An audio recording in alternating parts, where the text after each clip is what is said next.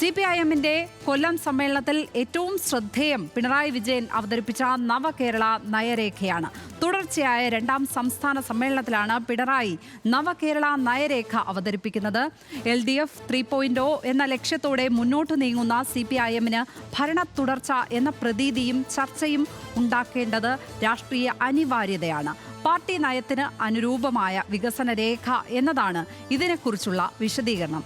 എന്തൊക്കെയാണ് പിണറായി അവതരിപ്പിച്ച നയരേഖയിലെ ഏറ്റവും പ്രധാനപ്പെട്ട 5 പോയിന്റുകൾ എന്ന് നമുക്ക് നോക്കാം. വൻകിട പദ്ധതികൾ അനിവാര്യം എന്നാണ് പറഞ്ഞിരിക്കുന്നത്. അതിൽ കേരള വികസനത്തിന് വൻ കുതിപ്പ് നൽകാൻ വൻ വികസന പദ്ധതികൾ അനിവാര്യമാണ്. വൻകിട പദ്ധതികൾ വരേണ്ടത് IT, ടൂറിസം തുടങ്ങിയ മേഖലകളിലാണ്. ഇതിനായി വൻതോതിൽ നിക്ഷേപം കേരളത്തിലേക്ക് ഒഴുകണം.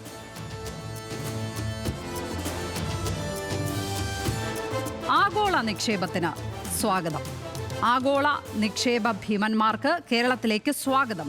ആഗോള വൻകിട നിക്ഷേപം സുഗമമാക്കാൻ നിയമങ്ങളും ചട്ടങ്ങളും പരിഷ്കരിക്കും എന്നാണ് പറഞ്ഞിരിക്കുന്നത്. യുവാക്കൾ എങ്ങും പോകേണ്ട. യുവാക്കൾ വിദേശത്തേക്ക് ചേക്കേറുന്ന പ്രവണത തടയാൻ സമാന സാഹചര്യം സംസ്ഥാനത്തൊരുക്കും. തൊഴിൽ സൃഷ്ടിക്കലിന് മുഖ്യ ഊന്നൽ നൽകും. ഇത് അനുബന്ധ വ്യാപാര ശൃംഖലയിലേക്കും ധനവിനിമയം സാധ്യമാക്കും എന്നാണ് ആ രേഖയിൽ പറയുന്നത്.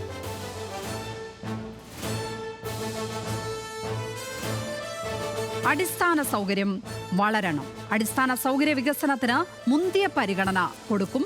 റോഡ്, റെയിൽ വികസനം, മറ്റ് അനുബന്ധ വികസനങ്ങൾ എന്നിവ വേഗത്തിലാക്കും. പ്രകൃതിയും മനുഷ്യനും പരസ്പര പൂരകമായി വർത്തിക്കുന്ന വികസന മാതൃക സ്വീകരിക്കണം എന്നും പ്രത്യേകമായി തന്നെ അതിൽ പറയുന്നുണ്ട്. സ്കാൻഡിനേവിയൻ മാതൃകകൾ കേരളത്തിൽ നടപ്പിലാക്കും എന്നുള്ളതാണ് വളരെ പ്രധാനപ്പെട്ട മറ്റൊരു കാര്യം. സാമൂഹിക സാഹചര്യം മെച്ചപ്പെടുത്താനുള്ള ശ്രമങ്ങൾക്ക് മുൻതൂക്കം നൽകും. ഇതിനാണ് സ്കാൻഡിനേവിയൻ രാജ്യങ്ങളിലെ മാതൃകകൾ കേരളത്തിൽ അവതരിപ്പിക്കുന്നത്. അതിൽ പ്രത്യേകിച്ചും വയോജന സൗഹൃദ സംസ്ഥാനം, ഭിന്നശേഷി കുട്ടികൾക്ക് സ്റ്റേറ്റിന്റെ സംരക്ഷണം തുടങ്ങി ക്ഷേമ പദ്ധതികൾ നടപ്പിലാക്കും എന്നാണ് ഈ നയരേഖയിൽ പറഞ്ഞിരിക്കുന്നത്.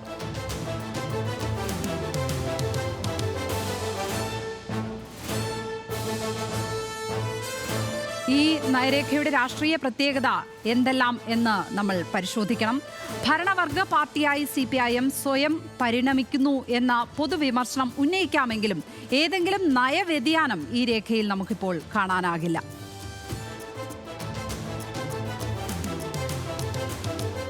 കാലോചിതമായ വികസന നയരൂപീകരണവും പരിഷ്കരണവുമാണ് CPIM ലക്ഷ്യം വയ്ക്കുന്നത്. GST-യിലൂടെ തനത് നികുതി സമാഹരണം ഏതാണ്ട് അസാധ്യമായ കാലഘട്ടത്തിലാണ് ഈ നയരേഖ അവതരിപ്പിക്കുന്നത്. ഈ ഘട്ടത്തിൽ സ്വകാര്യ നിക്ഷേപം വർദ്ധിപ്പിക്കുക എന്നത് സംസ്ഥാനങ്ങളുടെ അതിജീവന മാർഗമാണ്.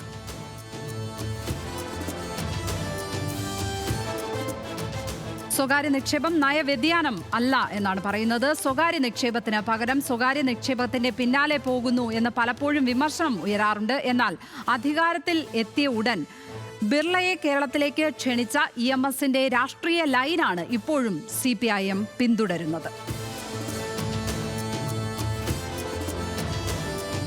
ആഗോള മൂലധനം അനിവാര്യം എന്നുള്ളതാണ് മറ്റൊരു പ്രധാനപ്പെട്ട കാര്യം.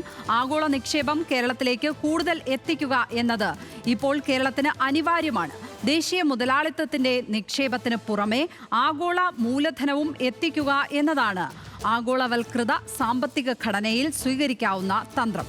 യുവതലമുറയുടെ ഭൂഖണ്ഡാന്തര സഞ്ചാരം എന്ന പ്രശ്നത്തെ അഭിസംബോധന ചെയ്യാനും ഇത് അനിവാര്യമാണ്.